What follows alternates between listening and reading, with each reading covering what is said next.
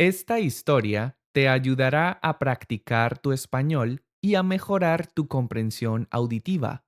Además, aprenderás algunas expresiones y palabras muy útiles que puedes usar en situaciones de tu vida diaria. Recuerda visitar mi página web useyourspanish.com para acceder a mucho más contenido. ¿Estás listo o lista? Pues entonces vamos a usar el español.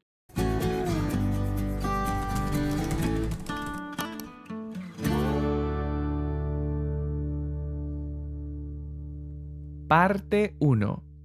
Lee y escucha la historia de nuestro amigo Miguel a una velocidad lenta.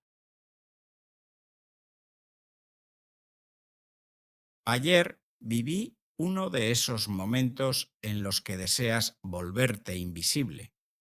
Tenía una reunión de trabajo a media mañana y por salir con prisas cometí el error de no desayunar nada en condiciones. Ni siquiera alcancé a tomarme mi café matutino. La sala estaba en absoluto silencio mientras el director proyectaba unas gráficas interminables que, francamente, no le importaban a nadie. De repente, mi estómago decidió que era el momento perfecto para protestar por la falta de alimento. Empezó con un ligero murmullo que intenté disimular tosiendo. Pero aquello fue solo el precalentamiento. Minutos después, mis tripas empezaron a rugir como si tuviera un león enjaulado dentro de la barriga. Fue un sonido gutural, profundo y absurdamente largo. Sentí cómo el calor me subía por el cuello. Un par de compañeros cruzaron miradas cómplices y la chica de al lado me miró de reojo, intentando contener la risa. En ese instante, mi único pensamiento fue: tierra, trágame. Me removí en la silla, crucé las piernas y apreté el abdomen, rogando en silencio que el suplicio terminara de una vez. Lo peor de la situación era la solemnidad del ambiente. Todos fingíamos estar fascinados por los resultados trimestrales, cuando en realidad mi estómago se estaba robando el show. Intenté hacer ruido moviendo unos papeles y arrastrando la silla, pero era inútil. Mis tripas parecían tener voluntad propia y habían decidido ponerme en evidencia. Es increíble cómo tu propio cuerpo, que es una máquina tan perfecta, puede jugarte una mala pasada y boicotear tu dignidad en cuestión de segundos por el simple hecho de no haber comido una triste tostada. Esto me hizo reflexionar sobre nuestras absurdas rutinas actuales. Nos pasamos el día encadenados a horarios imposibles, saltándonos comidas para ser más productivos. Recuerdo a mi abuelo, para quien la hora del almuerzo era sagrada e intocable, pasara lo que pasara. Ahora, en cambio, apenas tenemos tiempo para un sándwich. Llegamos a sacrificar nuestras necesidades más básicas por aparentar profesionalidad en reuniones que perfectamente podrían haberse resumido en un simple correo electrónico enviado a primera hora. Cuando por fin nos dieron luz verde para irnos, salí disparado hacia la cafetería más cercana sin mirar atrás. Me pedí un pincho de tortilla enorme y lo devoré en un abrir y cerrar de ojos, sintiendo cómo me volvía el alma al cuerpo. Me prometí a mí mismo que jamás volvería a pisar la oficina con el estómago vacío. aunque conociéndome, es probable que la semana que viene vuelva a quedarme dormido y se repita el espectáculo. Porque, como dicen por ahí, el ser humano es un animal de costumbres y yo ya estoy muy acostumbrado a esta vida tan acelerada. Parte 2. Ahora te explicaré algunas expresiones y palabras especiales usadas por Miguel en su historia y te daré algunos ejemplos para que puedas entender claramente cómo usarlas. Me gustaría empezar explicándote el significado de la palabra murmullo. Usamos esta palabra para describir un sonido suave, bajo y continuado que no se percibe con total claridad. Puede aplicarse a voces distantes, al sonido de la naturaleza, como un río, o, como en este caso, a ruidos internos del cuerpo. En la historia, el estómago de Miguel empieza a protestar con un ligero murmullo. Él utiliza esta palabra para describir la fase inicial del ruido, un sonido sutil que él intenta ignorar antes de que se convierta en algo mucho más escandaloso. Veamos algunos ejemplos. Podíamos oír el murmullo del agua bajando por la montaña. Podíamos oír el murmullo del agua bajando por la montaña. Y otro ejemplo. Un murmullo de desaprobación recorrió la sala tras el anuncio. Un murmullo de desaprobación recorrió la sala tras el anuncio. Otra palabra interesante usada en la historia fue suplicio.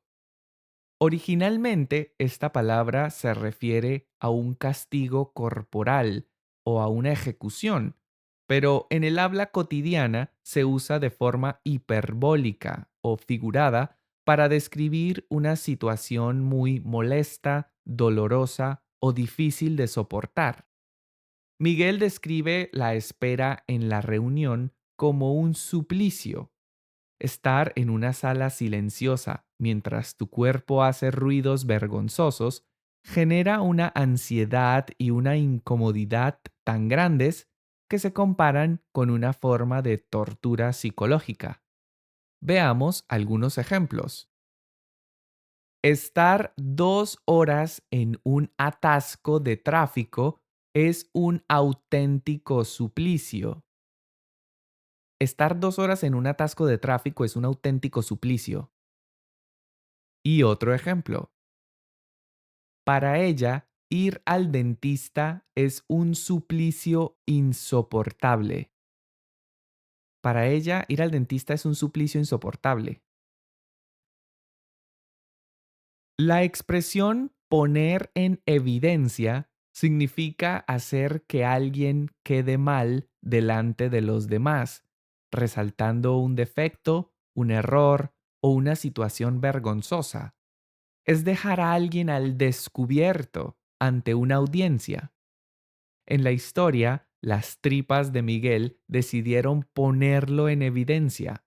En un entorno de máxima seriedad y profesionalidad, el ruido estomacal hizo evidente que él tenía hambre, que no había llegado debidamente preparado a la reunión, rompiendo su imagen de seriedad ante sus jefes y compañeros. Veamos algunos ejemplos. Su hijo lo puso en evidencia al decir la verdad en el momento menos oportuno. Su hijo lo puso en evidencia al decir la verdad en el momento menos oportuno. Y otro ejemplo. La pregunta del periodista puso en evidencia las contradicciones del político. La pregunta del periodista puso en evidencia las contradicciones del político. Una expresión muy interesante y que es muy común entre los hispanohablantes es jugar una mala pasada. Esta expresión se usa cuando algo, por ejemplo, la memoria, el cuerpo, la suerte o un objeto, falla de forma inesperada y nos causa un perjuicio o una vergüenza. Es una especie de traición de algo en lo que confiábamos.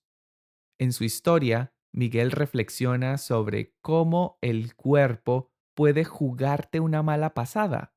A pesar de ser una máquina perfecta, el cuerpo puede fallar, en este caso haciendo ruido por hambre, precisamente en el momento en que más necesitamos que se comporte con discreción. Veamos algunos ejemplos.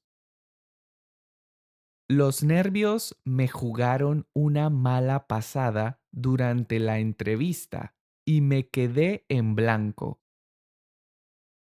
Los nervios me jugaron una mala pasada durante la entrevista y me quedé en blanco. Y otro ejemplo. El coche nos jugó una mala pasada y se averió en medio de la autopista. El coche nos jugó una mala pasada y se averió en medio de la autopista. Otra expresión interesante y muy común es pase lo que pase. Esta es una expresión de determinación o de hábito inquebrantable. Indica que una acción se llevará a cabo sin importar las circunstancias, los obstáculos o los imprevistos que puedan surgir. Miguel recuerda que para su abuelo la hora del almuerzo era sagrada pasara lo que pasara, es decir, le daba prioridad sobre cualquier otra cosa. Esto resalta el contraste entre la generación antigua, que priorizaba sus necesidades básicas, y la actual, que las sacrifica por el trabajo. Veamos algunos ejemplos. Estaré allí para apoyarte pase lo que pase. Estaré allí para apoyarte pase lo que pase. Y otro ejemplo.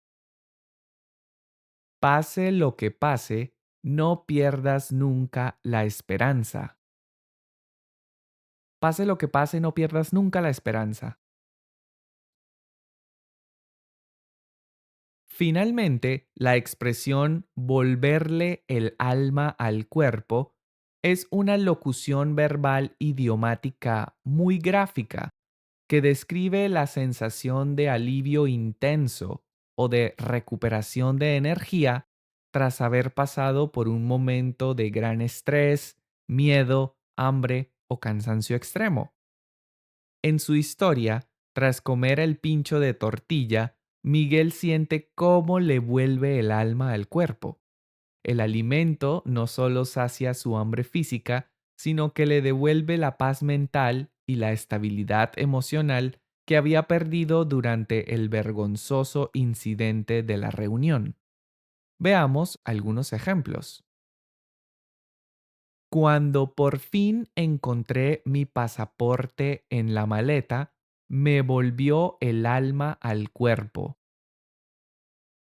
Cuando por fin encontré mi pasaporte en la maleta, me volvió el alma al cuerpo. Y otro ejemplo. Estaba agotado, pero tras dormir 8 horas, me ha vuelto el alma al cuerpo. Estaba agotado, pero tras dormir 8 horas, me ha vuelto el alma al cuerpo. Parte 3. Ahora escucha nuevamente la historia de Miguel, pero esta vez sin leer y a una velocidad normal. Intenta identificar las palabras y expresiones que acabo de explicarte. Ayer viví uno de esos momentos en los que deseas volverte invisible. Tenía una reunión de trabajo a media mañana y, por salir con prisas, cometí el error de no desayunar nada en condiciones. Ni siquiera alcancé a tomarme mi café matutino. La sala estaba en absoluto silencio mientras el director proyectaba unas gráficas interminables que, francamente, no le importaban a nadie. De repente, mi estómago decidió que era el momento perfecto para protestar por la falta de alimento. Empezó con un ligero murmullo que intenté disimular tosiendo, pero aquello fue solo el precalentamiento. Minutos después, mis tripas empezaron a rugir como si tuviera un león enjaulado dentro de la barriga. Fue un sonido gutural, profundo y absurdamente largo. Sentí cómo el calor me subía por el cuello. Un par de compañeros cruzaron miradas cómplices y la chica de al lado me miró de reojo, intentando contener la risa. En ese instante, mi único pensamiento fue: «¡Tierra, trágame!». Me removí en la silla, crucé las piernas y apreté el abdomen, rogando en silencio que el suplicio terminara de una vez. Lo peor de la situación era la solemnidad del ambiente. Todos fingíamos estar fascinados por los resultados trimestrales, cuando en realidad mi estómago se estaba robando el show. Intenté hacer ruido moviendo unos papeles y arrastrando la silla, pero era inútil. Mis tripas parecían tener voluntad propia y habían decidido ponerme en evidencia. Es increíble cómo tu propio cuerpo, que es una máquina tan perfecta, puede jugarte una mala pasada y boicotear tu dignidad en cuestión de segundos por el simple hecho de no haber comido una triste tostada. Esto me hizo reflexionar sobre nuestras absurdas rutinas actuales. Nos pasamos el día encadenados a horarios imposibles, saltándonos comidas para ser más productivos. Recuerdo a mi abuelo, para quien la hora del almuerzo era sagrada e intocable, pasara lo que pasara. Ahora, en cambio, apenas tenemos tiempo para un sándwich. Llegamos a sacrificar nuestras necesidades más básicas por aparentar profesionalidad en reuniones que perfectamente podrían haberse resumido en un simple correo electrónico enviado a primera hora. Cuando por fin nos dieron luz verde para irnos, salí disparado hacia la cafetería más cercana sin mirar atrás. Me pedí un pincho de tortilla enorme y lo devoré en un abrir y cerrar de ojos, sintiendo cómo me volvía el alma al cuerpo. Me prometí a mí mismo que jamás volvería a pisar la oficina con el estómago vacío, aunque, conociéndome, es probable que la semana que viene vuelva a quedarme dormido y se repita el espectáculo. Porque, como dicen por ahí, el ser humano es un animal de costumbres, y yo ya estoy muy acostumbrado a esta vida tan acelerada. Parte 4. Ahora ponte a prueba y evalúa si has entendido la historia correctamente respondiendo las siguientes preguntas ahí abajo en los comentarios. ¿Qué causó que Miguel estuviera tan incómodo durante la reunión de la mañana? ¿Qué causó que Miguel estuviera tan incómodo durante la reunión de la mañana?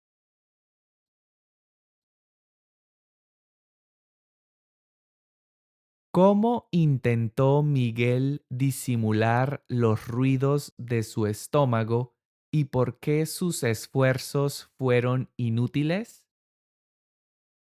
¿Cómo intentó Miguel disimular los ruidos de su estómago y por qué sus esfuerzos fueron inútiles?